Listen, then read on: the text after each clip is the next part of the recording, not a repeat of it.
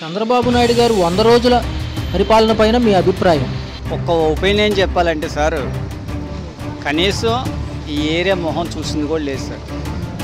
చెప్పాలి అంటే కనుక కరెక్ట్గా చెబితే ప్రమాదం, తీసుకు లోపల చేస్తారు. ఆడి ఒక్క కుటుంబాని కోసం ఇంతమందిని 3 లక్షల మందిని మట్టగుడిపితే ఏంటి? నీళ్లు తాగటానికి నీళ్లు నానా మట్లు కూర్చారు. ఈ హయాంలో ఈ గవర్నమెంట్ లో కరోనా వచ్చి ఉంటే ఒకరు బతికేవాడు కాదు. నాకు తెలిసి కోట్లలో పోయేవాళ్ళు. 5.5 కోట్లు ఉన్న ఆంధ్రప్రదేశ్ 1.5 వచ్చేసేది గ్యారంటీగా. పెద్ద పెద్దోళ్ళు ఏమి ఇచ్చారో తెలీదు. మధ్యలో వాళ్ళ మటుకు వాళ్ళ చుట్టాలు వాళ్ళ స్వార్థాలు చూసుకుంటున్నారు, ప్రజల మటుకు చూడట్లేదు. సిగ్గులేని మాటలు సిగ్గు అది అంటారు చూసావా, సీమి రక్తం లేని వాళ్ళని ఆ టైపులో తప్పించి వీళ్ళకి కుక్క చెయ్యి అయినా సరే పక్కకెళ్ళిద్ది. ఇలా వెళ్ళరు, ప్రజలు చీకొడుతున్నారు వాళ్ళని. అయినా వీళ్ళకి సిక్కి సీమి రక్తం అనేది లేదు. ఆయన ప్రభుత్వంలో లేడు కాబట్టి ఆయన ఏం చేయలేదు. ఆయన ప్రభుత్వంలో ఉన్నా ఏం చేయలేదు, ఇప్పుడున్నా ఏం చేయలేదు. ఏదో మళ్ళీ ఇప్పుడు ఏమన్నట్టే వీళ్ళు కావాలని చేశారు, వాళ్ళు కావాలని చేశారని చెప్పడం తప్ప ఏం లేదు. ఆయన చేసింది అయితే ఏం లేదు. నాకు తెలిసి 99.99% విఫలమైంది. ఇంకా రోజా ఎక్కడ ఉందండి? రోజా పేరు ఎందుకండి అనవసరంగా? ఇది జబర్దస్త్లో కూడా చూస్తారు. ఎక్కడో బిజినెస్ వ్యాపారం పెట్టుకోవాల్సిన పరిస్థితిలో ఉందాము. ఎక్కడ ప్లేస్ దొరకట్లేదు. ఇదివరకు అంటే మామూలుగా జరిగాయి, ఇప్పుడు జరగనట్లేదుగా. ఆయన గురించి నేను మాట్లాడడం చాలా తక్కువ మాట్లాడాలనుకుంటున్నాను. ఎందుకంటే ఆయన నేను బయటకు వస్తే జనాలు జామ్ అయిపోతారు. అదే మాట అండి. తను ఒక పదవిలో ఉన్నాడు. వాళ్ళ ఆయన హీరోగా ఆలోచించుకున్నాడు. ఎందుకని అంటే ఏం లేదు సార్, ఆయన దేవుడా ఏమన్నా? నన్ను రావద్దన్నారు, నేను రాలేదు అంటున్నారు. వస్తే ఏం జరిగింది సార్? ఒకటి సార్, ఆయన ఇదే సూపర్ హీరో కావచ్చు, ఏదైనా కావచ్చు. తను ఇప్పుడు ఒక హోదాలో ఉన్న పెద్ద నాయకుడు, డిప్యూటీ ఆఫ్ సీఎం. అంటే సీఎం తర్వాత సీఎం అయినప్పుడు అంటే మేమందరం ఆయన పిల్లలే కదా సార్. పిల్లలు చూడండి, తండ్రి రావడానికి ఎవడైనా అడ్డం పడాలా? ఎవడో వస్తాడో నాగిపోతాడా? అది ఎంతవరకు సార్ రైట్ సార్? మా కూరగాయలు తెచ్చిస్తానన్నారు, కూరగాయల్లో దాంట్లో పచ్చిమిరగాయలు తొక్క కూడా రాలేదు. బట్టలు ఇస్తామన్నారు, వాళ్ళ సొమ్మేదో ఇస్తున్నట్టు ఫీల్ అవుతున్నారు. దాంట్లో ఖర్చు కూడా రాలా. వాళ్ళ చుట్టాలకు పంచుకోవడమే, కూరగాయలైనా బట్టలైనా ఏమైనా. చంద్రబాబు నాయుడు ఇస్తుంటే వీళ్ళకేం నొప్పి? ఇంటింటికి ఇవ్వాలిగా స్లిప్పులు. మొహాలు చూసుకొని ఇవ్వాల్సిన అవసరం ఏంటి? మొహాలు చూసుకునే వాళ్ళు ఇలా తీసుకొని ఇచ్చుకోవాలి. ఇంటికి వచ్చి ఎందుకు ఇవ్వాలి? మాకైతే ఖర్చు కూడా రాలే దాంట్లో. రోజా ఎందుకండి? అది ఎక్కడో డబ్బా కొట్టుకొని కూర్చుంటది. దాంతో దేనికి? డబ్బా కొట్టుకున్న దేనికి? దానికి ఇక్కడ కూర్చొని రమ్మనండి. ఎవరైనా వచ్చారా? వచ్చి 2 సార్లు దిగెళ్ళాడు డాక్టర్, అంతేగాని రామనండి ఇప్పుడు ఇక్కడికి. ఆ వాటర్ అమ్ముకున్నారు. బాటిల్ వచ్చి 5 రూపాయలకు అమ్ముకున్నారు. బాటిల్ ప్రతి బాటిల్ 5 రూపాయలకు అమ్ముకున్నారు. పాల ప్యాకెట్ 5 రూపాయలకు అమ్ముకున్నారు. బోట్లోళ్ళు నేను 5,000 ఇచ్చి వెళ్ళానండి. 5,000 ఇచ్చి నా ఫ్యామిలీని తీసుకెళ్ళా. చంద్రబాబు నాయుడు గారు 100 రోజుల పరిపాలన పైన మీ అభిప్రాయం? 25,000 నష్టపరిహారం అందిస్తామంటున్నారు ఇంటింటికి. వరద బాధితులకి అది సరిపోతుందంటారా? పెద్ద పెద్దోళ్ళు ఏమి ఇచ్చారో తెలీదు. మధ్యలో వాళ్ళ మటుకు వాళ్ళ చుట్టాలు వాళ్ళ స్వార్థాలు చూసుకుంటున్నారు, ప్రజల మటుకే చూడట్లేదు. మేము ₹1,00,000 దాకా నష్టపోయామండి. ఏదైతే ఆస్తి నష్టానికి అంచనా వేస్తున్నారో ఎవరు వచ్చారు? వాలంటీర్లు వచ్చారా? రెవెన్యూ శాఖ వాళ్ళు? వాలంటీర్లే వచ్చారు. వాలంటీర్ వచ్చి రాసుకొని వెళ్ళారు అంతవరకే, కానీ ఏమి తీసుకోలేదు. ఫోటో తీసుకున్నారు, రాసుకున్నారు. మా నుంచి డీటెయిల్స్ అయితే ఏం తీసుకోలేదు. మా కూరగాయలు తెచ్చిస్తానన్నారు, కూరగాయల్లో దాంట్లో పచ్చిమిరగాయలు తొక్క కూడా రాలేదు. బట్టలు ఇస్తామన్నారు, వాళ్ళ సొమ్మేదో ఇస్తున్నట్టు ఫీల్ అవుతున్నారు. దాంట్లో ఖర్చు కూడా రాలా. వాళ్ళ చుట్టాలకు పంచుకోవడమే, కూరగాయలైనా బట్టలైనా ఏమైనా. చంద్రబాబు నాయుడు ఇస్తుంటే వీళ్ళకేం నొప్పి? ఇంటింటికి ఇవ్వాలిగా స్లిప్పులు. మొహాలు చూసుకొని ఇవ్వాల్సిన అవసరం ఏంటి? మొహాలు చూసుకునే వాళ్ళు ఇళ్ళకి పిలుచుకొని ఇచ్చుకోవాలి. ఇంటికి వచ్చి ఎందుకు ఇవ్వాలి? మాకైతే ఖర్చు కూడా రాలే దాంట్లో. తినుబండారాలు ఇప్పుడు ఆయన గారు చెప్పినట్టు తినుబండారాలు కొన్ని మంచిగా వచ్చినాయి, కొన్ని మంచిగా రాలే. పాసిపోయినాయి, కుళ్ళిపోయినాయి. తినే బియ్యం ఇస్తానని చెప్పి రేషన్ బియ్యం ఇచ్చారు. తినే బియ్యం 5 కిలోలు ఇచ్చినా ఎవరు బెటర్గా? వారం రోజులు తింటాంగా. ఈ రేషన్ బియ్యం ఏం తింటాం? తినేవాళ్ళు ఉంటారు, తిననోళ్ళు ఉంటారు. ముసలోళ్ళు ముతుకోళ్ళు, మాకు బీపీలు షుగర్లు ఉన్నాయి. అవి తిన్నామంటే మా కాళ్ళు పనిచేయవు, చేతులు పనిచేయవు. పక్క చూసుకున్నట్లయితే మీకు సొంతగా మీ పరంగా ఎంత ఆస్తి నష్టం జరుగుతుంది? మాకు ఎక్కువే నష్టం జరిగిందండి. అంచనా వేయలేం కదా, మేము ఇంకా ఏం సర్దుకోలేదు కూడా, అన్నీ ఎక్కడ పడేసాం. వాళ్ళు ఎత్తున్నారంటే ఉరుకుతున్నాం, వీళ్ళు ఎత్తున్నారంటే ఉరుకుతున్నాం. ఎవ్వరు ఏమి ఇవ్వట్లేదు, వాళ్ళకి స్వార్థం చూసుకుంటున్నారు. అంచనా వేసినప్పుడు ఈ ముందస్తున్న 2000 ఇంటికి అన్నారు, అదేమన్నా అందిందా? ఏం అందలేదండి. చూసుకుంటే అయితే కనుక ఏదైతే మొత్తం మునిగిన ఇల్లుకి నష్టపరిహారం వచ్చి 25,000 దాకా అంటున్నారు, అదేమన్నా అందిందా? ఒక పావలా కూడా మాకు అందలేదు. మీకు ఎవరు చెప్తున్నారు, ఎవరిస్తున్నారు? ఇంటింటికి వచ్చి ఏ నాయకులైనా ఇంటింటికి వచ్చి పంచండి, ఇంటి ఇల్లు చూసుకొని పంచండి. అంతేగాని మీరు మధ్యలో ఇస్తున్నారు, మీరు ఇస్తున్నారు, మధ్యలో వాళ్ళు మింగుతున్నారు. మధ్యలో వాళ్ళు మింగితే మాకేమొస్తాయి, ప్రజలకేమొస్తాయి? పవన్ కళ్యాణ్ గారు సమస్యలపైన అత్యంత నాకు అవగాహన ఉంది. రెండోది, ఆయన కొత్త కార్యాలయానికి ఇచ్చిన ఫండ్ కూడా రివర్స్ ఇవ్వడం జరిగింది చంద్రబాబు నాయుడు గారికి. ఆ అమౌంట్లో ఏమన్నా వరద బాధితులకి వాడే అవకాశం ఉందంటారు? రూపాయి కూడా అయితే ప్రస్తుతానికి రాలేదండి, రూపాయి ఇవ్వలేదు. ఇచ్చారేమో మధ్యలో వాళ్ళు మింగేసి ఉంటారు. ఎవరెవరో పైడిసీను అంట, ఆయన ఇదిగో కూరగాయలు తెచ్చిస్తామన్నాడు, ఇదిగో అది తెచ్చిస్తామన్నాడు. అదే టేబుల్ టీవీ రాజు అంట, ఆయన సగం ఆయన చుట్టాల వరకు ఇచ్చుకున్నాడు. మాకైతే కర్చీపులు కానీ, పచ్చిమిరకాయ తొక్కలు కానీ, డబ్బులు కానీ ₹1 రాల. ఆ బ్రెడ్లు ఏంటో, ఆ వాటర్ బాటిల్ ఏంటో, ఆ ఫుడ్ కూడా మేము తినలేకపోయాం. పాసిపోయిన ఫుడ్డు, పాడైపోయిన ఫుడ్డు, వేడిగా ఉన్నది తిన్నాము. ఆ వరదల్లో వేడిగా లేనిది పడేసాం మేము కూడా. చూసుకున్నట్లయితే ఒక పక్క జగన్మోహన్ రెడ్డి గారు నేను పిఠాపురం పర్యటనకి వెళ్ళారు వరద బాధితుల్ని పరామర్శించడానికి. ఆ సెక్షన్కి సంబంధించి ఇక్కడికి వచ్చినప్పుడు ఇటేమన్నా వీక్షించారు? ఆయన అయితే ఇటేమి రాలేదండి. తెలుగుదేశం వాళ్ళు వచ్చారు, ఏం చేశారు? ఆయన వచ్చి మటుకు ఏం చేస్తారు? తెలుగుదేశం వాళ్ళు వచ్చి ఆయన చేస్తే పోనీ ఆయన రాలేదని మనం ఫీల్ అవ్వాలి. వచ్చి తిరిగారు, ఆయన చేశారా ప్రజలకి? ఏం చేయలేదు. ఆయన వస్తున్నాయి అమ్మ అంటున్నారు, మరి మధ్యలో వాళ్ళు మింగేస్తున్నారు. ఇంకా దానికి మేమేం చేయలేం కదా. శానిటేషన్కి సంబంధించి అదే మేడం, శానిటేషన్కి సంబంధించి ఏదైతే ఈ కార్యాచరణ చేపట్టారో, రెండోది ఇంకా ఎంతవరకు నీళ్ళల్లో ఉన్నాయి కాలనీ? రాజీనగర్ ఉందండి, రాజీనగర్ అయితే పూర్తిగా పోలేదు. ఇక అటు పోతే అటు ఇక కొన్ని కాలనీలు నీళ్ళు ఉన్నాయి. మాకైతే ఎండిపోయినాయి అని చెప్పి మాకు ఇక్కడ ఏమి ఉంటుందా. నీళ్ళల్లో ఉన్నప్పుడు మాకు ఇచ్చింది ఏంటి వాళ్ళు? Food, water. పోయిన తర్వాత ఏమి ఇచ్చారు? ఏమి ఇవ్వలే, మాకేం దొరకట్లేదు కూడా. తిరిగి మేము వంటలు కూడా చేసుకోకుండా కూర్చుంటున్నాం, కానీ ఏం దొరకట్లేదు. పరిహారాన్ని అంచనా వేయడంలో ఆధార్ కార్డు, ఓటీపీ కావాలంటున్నారు. ఇన్ కేసు ఫోన్లు పోయిన వాళ్ళ పరిస్థితి ఏంటి? అదే అడిగాం సార్, అడిగితే ఏలు ముద్ర వేసుకున్నారు. కొంతమందికి బ్యాంక్ అకౌంట్లు ఉంటాయి, ఒక్కొక్కసారికి బ్యాంక్ అకౌంట్లు ఉండవు. ఉండని వాళ్ళ పరిస్థితి ఏంటి? అందరికీ ఉండాలని ఏం లేదు కదా. ఇంట్లో ఒక్కొక్కరికి ఉంటే ఒక్కొక్కరికి ఉండవు. మరి లేని వాళ్ళ పరిస్థితి ఏంటి? ఎలా ఇస్తారు? సచివాలయం వాళ్ళ మటుకి అడుగడుగు తిరుగుతున్నారు, వస్తున్నారు. వాళ్ళదేం లేదు. ఈ పైన వాళ్ళకి అప్పచెప్పినా కూడా మాకు అన్నీ అందాయి. వాలంటీర్లకు అప్పచెప్పినా మాకు అన్నీ అందాయి, అన్నీ ఇస్తారు వాళ్ళు. ఎందుకంటే వాళ్ళు ఉంచుకోరు. చూసుకున్నట్లయితే ఉమ్మడి కుటుంబ ప్రభుత్వంలో ఈ యొక్క ప్రభుత్వం చంద్రబాబు నాయుడు గారు పనితీరు ఫెయిల్ అయిందంటారా, సఫలమైందంటారా? ఇప్పటికైతే మాకేం అందలేదండి. వాళ్ళు ఏమి ఇచ్చారో ఏమో తెలియదు మాకైతే ఏం అందలేదు కాబట్టి అందలేదని చెప్తున్నాం. మరి ఉన్నది అని చెప్పం, లేనని చెప్పం. పవన్ కళ్యాణ్ చేస్తాడు అన్నారు, ఓ పిల్ల చచ్చిపోయింది. ఇప్పటికి ఎన్ని రోజులు? ఒకటి గుర్తు పెట్టుకోండి, మీరు టీవీ అని కాదు, ఇదో ఒకటి గుర్తు పెట్టుకోండి. ఇవాళ పొద్దున్నే సీఎం ఏం చెప్తున్నాడు తెలుసా? ఇదంతా జగన్ పాపమే. ఆడేం చేశాడు?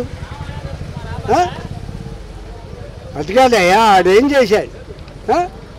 ఏం చేయలే. ఇక ప్రతి దానికి ఆదుకున్నాడు.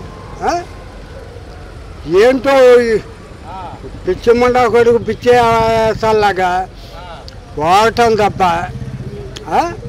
ఏం లేదు. మరి చూసుకున్నట్లయితే ప్రభుత్వం అందిస్తున్న సహాయక చర్యలు మీకు ఎంతవరకు అందినాయి? ఒకవేళ సఫలంగా అందినాయి అంటున్నారా, విఫలమైనవి అంటారా? ఒకటి మాత్రం వాస్తవయ్యా, ఈ ఏరియా 64వ డివిజన్లో బండా ఉమామహేశ్వరరావు గారు ఎమ్మెల్యే గారు ఏంటి ఆయన ఒకడు ఉన్నాడు. రేపు కార్పొరేటర్గా ఇది అవుతాను రవి గారు. ఆయన ఒక్కడే ప్రమాణ పూర్తిగా చాలా బాగా చేశాడు. ఎవరు చేశారయ్యా? మరి ఈ ఉధృతి సమయంలో వాలంటీర్ వ్యవస్థ ఉంటే ఎలా ఉంది? వాలంటీర్లు ఉంటేగా స్టేట్మెంట్ ఇచ్చాడు. 5,000 కాదు 10,000 ఇస్తాను. ఏం చేశాడు? ఒక పక్క ప్రకాశం బ్యారేజీ విషయం ఎలా చూడాలి? ఇది ఏం లేదయ్యా, ఎలగలేరు. ఇక 11 గేట్లు ఇచ్చేసాక మడ్డ గుడిచిపోయింది. 33 ఏళ్ళు అయింది 2003లో. అసలు అది కృష్ణానదిలోకి వెళ్ళాల్సిన వాటర్ కృష్ణా ఎందుకు వచ్చింది? ఎందుకు వచ్చింది వాటర్? అది చెప్పు. సీఎం గారి 2004లో వచ్చిన వాటర్. ఒక్క నిమిషం ఆయన కంప్లీట్ చేయండి సార్. లింగమనేని భాస్కర్రావు గారి గెస్ట్ హౌస్ మునిగిపోద్దని మద్దగుర్తో తప్ప ఇదో ఏంటి? వాళ్ళు ఆఫీసర్లు చెప్పారు, వాళ్ళు చెప్పారు, టీవీలో చెప్పారు. ఏంటి అది? ఆడు ఒక్క కుటుంబాని కోసం ఇంతమందిని 3 లక్షల మందిని మట్టగుడిపితే ఏంటి? నీళ్ళు తాగటానికి నీళ్ళు నానా మట్లు కూర్చారు. వేరే ఉద్దేశం కాదయ్యా, నాకు అన్ని బూతులు అవుతాయి. ఇక ప్రమాణం పూర్తిగా ఇప్పుడు డిప్యూటీ సీఎం నేనుంటే చెంబు బాగా దంగుతా అన్నాడు. మరి పెట్టాపురంలో ఏం చేశాడు? ఆ నియోజకవర్గంలో ఏం చేశాడు? ఒకటి చెప్పు. 12 ఏళ్ళ పిల్ల మానభంగం అయితే ఇంత మట్టిగా దొరకల. ఏంటో అది చేసేది? మరి ఎంతో అనుభవం ఉన్న పవన్ కళ్యాణ్ గారు కానివ్వండి, అంతకంటే అనుభవం ఉన్న చంద్రబాబు నాయుడు గారు పనితీరు సెట్ అవ్వలేదంటారు ఈసారి. నీకు ఇంకోటి ఇవాళ పొద్దున్న స్టేట్మెంట్ ఏమిచ్చాడంటే జగన్ పాపం పండింది. ఇది ఆడు ఎప్పుడు మాట వచ్చాడు? జగన్ ఎప్పుడు మాటకు వచ్చాడు? అటుకాదయ్యా 2004లోనే ఆడిపోయాడు. ఇంకేంటి ఆడుకోవాలి? అవునా కాదా? ఏం లేదయ్యా, ఈడు గోతే సగం దరిద్రం. అది ఇది మాత్రం వాస్తవం. ఓకే. అట్లయితే ఒక పక్క ఉమ్మడి కూటమి ప్రభుత్వాలు ఈ యొక్క చర్యల్లో సఫలమైనయా విఫలమైనయా? నాకు తెలిసి 99.99% విఫలమైనవి. కొంత విశ్లేషణ సార్. ఇప్పుడు టౌన్ వరకు చూస్తున్నారు, ఓకే, మీరు సంతోషం, మీరు చెప్తే వస్తున్నారు. కట్ట మీద పెట్టి అందరినీ మా నానా గడ్డి కనిపించారు. వాటర్ అక్కడ వాటర్ ఇస్తే ఇక్కడ వాళ్ళకి ఎలా వస్తుంది? ఎక్కడో కంట్రీకా, ఎక్కడో అంబాపురం, ఎక్కడో వాంబే కాలనీ వాళ్ళకి ఫుడ్ అనేది ఎలాగా మీరు తీసుకొస్తున్నారు? అక్కడ కట్ట మీద పడేస్తున్నారు. కట్ట మీద పడేసిన ఫుడ్ ఏమైంది? మొత్తం కనీసం కుక్కల పాలు కూడా కాలేదు. అది కుక్కల పాలు కూడా కాలేదు. వీళ్ళేమో బండ్లకి వేస్తున్నాం అంటున్నారు, పడవలకి వేసి పంపిస్తాం అన్నాడు. పడవలో వాళ్ళు ఏం చేశారు? తీసుకొచ్చి ఏదో మూలకు తీసుకెళ్లి సంచులు పడేయడం. ఆ వాటర్ అమ్ముకున్నారు. బాటిల్ వచ్చి 5 రూపాయలకు అమ్ముకున్నారు. బాటిల్ ప్రతి బాటిల్ 5 రూపాయలకు అమ్ముకున్నారు. పాల ప్యాకెట్ 5 రూపాయలకు అమ్ముకున్నారు. బోట్లోళ్ళు నేను 5,000 ఇచ్చి వెళ్ళానండి. 5,000 ఇచ్చి నా ఫ్యామిలీని తీసుకెళ్ళా. నా సామాన్ మొత్తం వాంబెగాలని, మాది అమ్మాపురం పంచాయతీ అండి. మా ఇవాళ కూడా నాకు మోకాళ్ళకి పైన వాటర్ ఉంది. 12 రోజులు గడుస్తుంది పై చిలుకు. ఎలా ఉంది సార్ పరిస్థితి? దారుణంగా ఉంది. టౌన్ లో మాత్రం శానిటేషన్ సింగనారు వరకు మాత్రం శానిటేషన్ జరుగుతుంది. మాకు మాత్రం ఎటువంటి ఫలితం లేదు. మాకు అసలు ఎమ్మెల్యే ఎలా ఉంటాడో, అతని ముఖం ఎలా ఉంటుందో కూడా మాకు తెలియదు. అంటే మీరు నమ్ముతారా? డిప్యూటీ సీఎం గారు కానివ్వండి, చంద్రబాబు నాయుడు గారు యొక్క స్ట్రాటజీ కానివ్వండి, ఆయన పనితీరు ఏమైనా పనికొచ్చింది ఈ వరదల్లో? ఏమండి, ఒక చిన్న డౌట్ సార్. ఇంతకుముందు నాకు తెలిసి 5 వరదలు నేను చూశాను సార్. 86 నుండి నేను రంగా గారి హయాం నుండి రంగా వరకు చూస్తున్నాను ఇక్కడ. కానీ ఎప్పుడు లేని అనుభవాలు నాకు ఎదురైంది ఈసారి. ఎందుకంటే ఫస్ట్ మాకు వరద వస్తుందంటే ఇన్ఫార్మ్ అయ్యేది. కానీ ఈసారి ఇన్ఫర్మేషన్ కదా, నేను ఫోన్ చేసి మా ప్రెసిడెంట్ గారికి ఫోన్ చేసి, సార్ మా ఇంటి దగ్గర ఉన్న 3 అడుగులు ఉంటుంది సార్, మా ట్రాన్స్ఫారం 3 అడుగులు భూమికి 4 అడుగులు దాటితే 4 అంగుళాలు వస్తే ట్రాన్స్ఫారం మునిగిపోద్ది సార్, వెంటనే మీరు పవర్ ఆఫ్ చేయించండి అని ఫోన్ చేస్తే ఏఈకి ఫోన్ చేసి అప్పుడు కట్ చేయించారు. ఏమాత్రం నేను లెగడం ఆలస్యమైన ఉంటే ఎంతమంది చచ్చేవాళ్ళం ఒక్కసారి చెప్పండి. ఈకి ఇంత ముందు కూడా ఫోన్లో మాట్లాడడం జరిగింది. వాళ్ళకి వీళ్ళు వస్తారు కదా, లైన్ మెన్లు వస్తారు, వాళ్ళకి ఎన్నోసార్లు చెప్పాను సార్, మాకు చాలా రోడ్డుకి చాలా దగ్గరలో ఉంది, ఇది మార్చాలని. ఇప్పుడు దాకా మార్చలేదు, కావాలంటే మీరు చెల్లి చూసుకోవచ్చు. 5వ నెంబర్ రోడ్లో లాస్ట్ లో ఉంటుంది ట్రాన్స్ఫర్. అంబాపురం 5వ నెంబర్ రోడ్డు లాస్ట్ లో ఉంటుంది. ఇంత ఉధృతి సమయంలో ఒకవేళ వాలంటీర్ వ్యవస్థ ఉంటే ఎలా ఉంటుంది? నాకు తెలిసి దేవుళ్ళ కాపాడుకునేవారు సార్. కనీసం ఫుడ్ వాటర్ ప్రతి లాస్ట్ హౌస్ వరకు అందేది. వాళ్ళు లేకపోవడం మైనస్ సార్. చంద్రబాబు నాయుడుకి ఏ దృష్టితో చూసుకున్నాడో తెలియదు, కానీ నాకు తెలిసి అతను చాలా పెద్ద తప్పు చేసింది ఏంటంటే వాలంటరీ వ్యవస్థని కంటిన్యూ చేయకుండా ఉండడం చాలా పెద్ద తప్పు. ఇది ఇలాంటి వ్యవస్థ వచ్చి ఇదే కరోనా జరిగి ఉంటాయండి. ఈ హయాంలో ఈ గవర్నమెంట్ లో కరోనా వచ్చి ఉంటే ఒకడు బతికేవాడు కాదు, నాకు తెలిసి కోట్లలో పోయేవాళ్ళు. 5.5 కోట్లు ఉన్న ఆంధ్రప్రదేశ్ 1.5 కోటికి వచ్చేసేది గ్యారంటీగా, అది మాత్రం గ్యారంటీ. ఒక పక్క డిప్యూటీ సీఎం గారేమో 5 కోట్లు విరాళం ఇచ్చారు, మాజీ ముఖ్యమంత్రి జగన్మోహన్ రెడ్డి గారు 1 కోటి రూపాయలు విరాళం ఇచ్చారు అంటున్నారు. పేదవాడికి అందే పరిస్థితి ఉందా సార్? అవి పెద్ద విషయాలు, అది మనకు అనవసరమైన విషయాలు.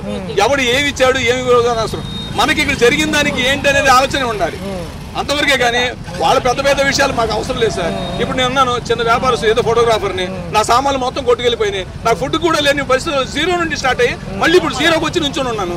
నాలాంటి ఇప్పుడు చూడండి, మెకానిక్ షెడ్ దగ్గర ఆటోను తోలుకుందామని వచ్చేసి ఆ ఆటో కూడా దొరకకుండా రోడ్డు మీద నుంచున్న పరిస్థితి నాది.